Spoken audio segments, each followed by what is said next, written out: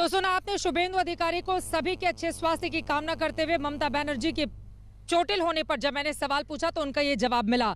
लेकिन नंदीग्राम का जो महासंग्राम इस वक्त दुर्गा वर्सेस राम पर आकर टिक गया है, इसी को लेकर दंगल में बहस की हम शुरुआत करते हैं। कई खास मेहमान इस वक्त हमारे साथ चर्चा में शामिल हो चुके हैं, उनका तारुफ आपसे करवा देती हूं। हमारे साथ सौरभ सिकदार जो कि भारतीय जनता पार्टी के प्रवक्ता हैं, वो इस वक्त मौजूद हैं। संजय शर्मा प्रवक्ता टीएमसी की ओर से जुड़ चुके हैं। अभय दुबे कांग्रेस पार्टी के राष्ट्रीय प्रवक्ता इस वक्त हमारे साथ मौजूद हैं। संगीत रागी आरएसएस के जानकार भी हमारे साथ जुड़ चुके हैं। लेकिन सबसे पहले संजय शर्मा जी, आपसे ही शुरुआत करते हुए, शुभेंदु अधिकारी को आपने सुना, हुंकार भरी है उन्होंने, शंखनाद किया है आज नामांकन के दौरान भी, और उसके बाद मुझसे इंटरव्यू में भी कहा कि ममता बनर्जी तो बुरी तरह से हारने वाली है नंदीग्राम, और पार्टी में सिर्फ बुआ भतीजे की ही चलती है, बाकी किसी की सुनी नहीं जाती, इस वजह से हार अब की बार तय है।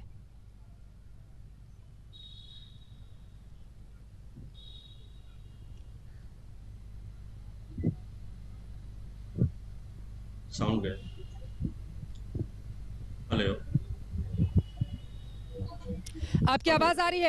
अगर मेरा सवाल आप सुन पाए हो जवाब दीजिए। सवाल मैंने शुरू का सुना था, उसी के आधार पर जवाब देता हूं मैं। शुभेंदु अधिकारी जी जो प्रोडक्ट हैं, तृणमूल के राजनीतिक कार्यकर्ता थे और वहीं से आगे बढ़े हैं। दीदी की छत्र छाया में ही पले बढ़े, मंत्री बने, कद्दावर नेता बने। लेकिन एक पुरानी कहावत थी, एक पुराना वो साधु बाबा का किस्सा आपको याद होगा।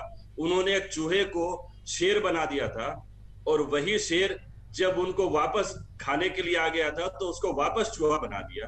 ये जज्बा, ये हिम्मत और ये ताकत दीदी ममता बनर्जी के हाथ में है, ये उनका करिश्मा है। इसीलिए उन्होंने जो नंदीग्राम का जिक्र शुभेंदु जी बार बार कर रहे थे, दीदी ने कहा कि नंदीग्राम आंदोलन दीदी के राजनीतिक कर्मभूमि है, और दीदी ने ही नंदीग्राम और सिंगूर के मध्य किसानों के लिए एशिया का सबसे बड़ा आंदोलन किया, और उस आंदोलन के बाद किसानों को उनकी जमीन वापस करने में भूमिका निभाई, और नंदीग्राम के संग्राम से ही किसान भाइयों ने, बंगाल के युवाओं ने, बेरोजगार ने दीदी को गद्दी पर बैठाया। अब जब शुभेंदु अधिकारी खुद को शेर समझते हैं तो दीदी मैदान में आ गई है। नंदीग्राम में उनके घर में आओ और वापस इनको चूहा बनाकर दीदी बंगाल में की सत्ता में 2/3 बहुमत के साथ लौटेगी। सौरभ सिकदार जी, जवाब दीजिए। वो चूहे और शेर की कहानी सुनाकर ये कह रहे हैं कि दरअसल दीदी के आगे टिकेंगे नहीं। वैसे चूहे और शेर का कहानी संजय जी ने सुनाया, तो संजय जी को भी मैं थोड़ा याद दिलाना चाहता हूँ कि भगवान श्री कृष्ण का मामा थे कंस, और उसका वध श्री कृष्ण ने किया था।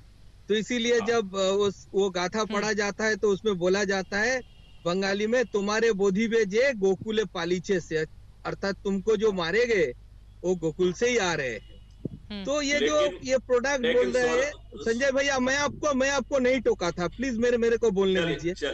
मैं एक बार भी नहीं टोका था, मैंने सुना था। बोलिए। बात ये है कि ममता बनर्जी जी का प्रोडक्ट शुभेंदु अधिकारी है, या तृणमूल कांग्रेस को शक्तिशाली शुभेंदु अधिकारी किया था, ये तो वक्त बताएगा। वक्त में ज्यादा देर भी नहीं है, 2 मई को तो इसका पता चल जाएगा किसके दम पे कौन बलियान हुआ था।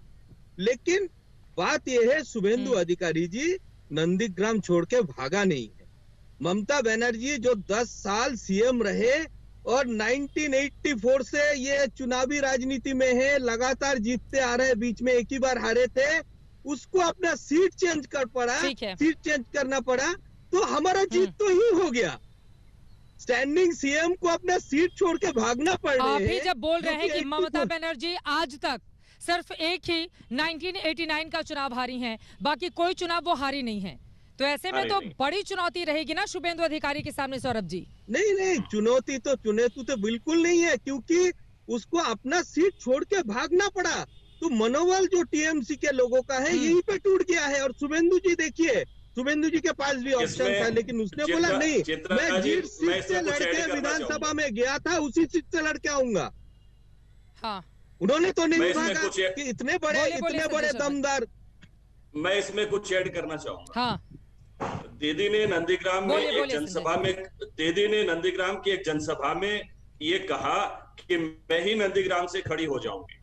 उसके बाद भाजपा और उसके आईटी सेल ने ये प्रोपोगंडा चलाया कि दीदी भवानीपुर से क्यों खड़ी होगी, इतनी हिम्मत है तो खाली नंदीग्राम में खड़ी हो जाओ।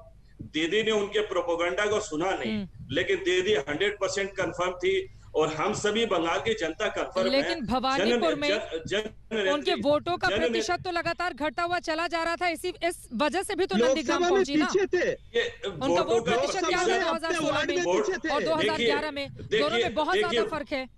देखिए, वोटों का प्रतिशत कुछ कम और बेसी हो सकता था वहां पर, लेकिन भवानीपुर की जनता दीदी को सराखों पर बैठाती है, इसमें बहुत सारे समीकरण काम करते हैं। तब जब दीदी ने नंदीग्राम का डिक्लेयर कर दिया तो इन्होंने कहा कि आप भवानीपुर से मत लड़ना, आओ इतना हिम्मत तो खाली नंदीग्राम में आओ। अब दीदी नंदीग्राम में सिर्फ एक जगह कैंडिडेट है। मतलब आप कह रहे हैं कि बीजेपी की चुनौती को उन्होंने